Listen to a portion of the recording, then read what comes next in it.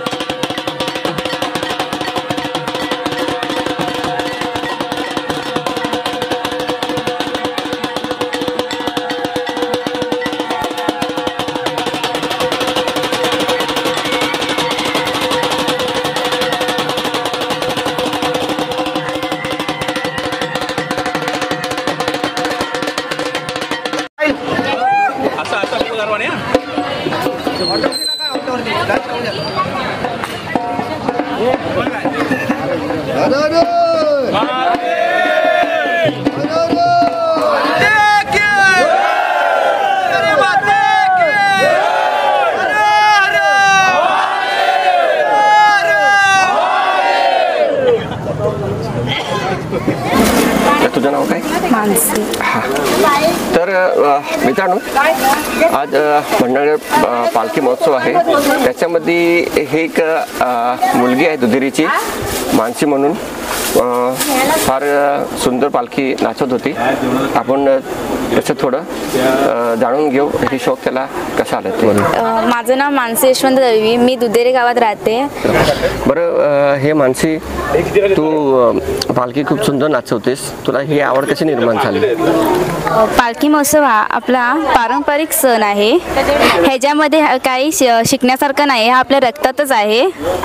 बरं मानसी, हे पालखी नाचवताना कोणी शिकवलं तुला?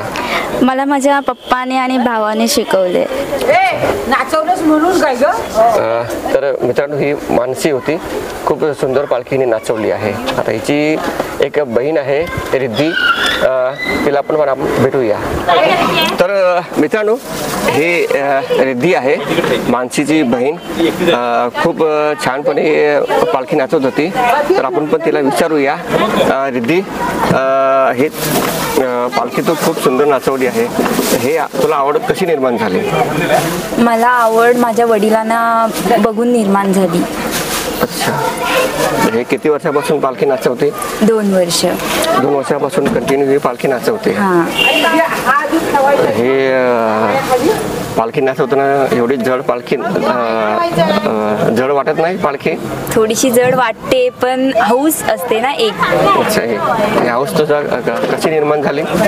हौस, आमच्या गावात सगळेजण पालखी नाचवतात त्याच्याने. गावामध्ये सगळे पालखी नाचवतात ते बघून रिद्धीला उत्साह वाटला आणि त्यांनी पालखी नाचवली. खूप सुंदर पालखी नाचवली आहे. थँक्यू बोल. थँक्यू.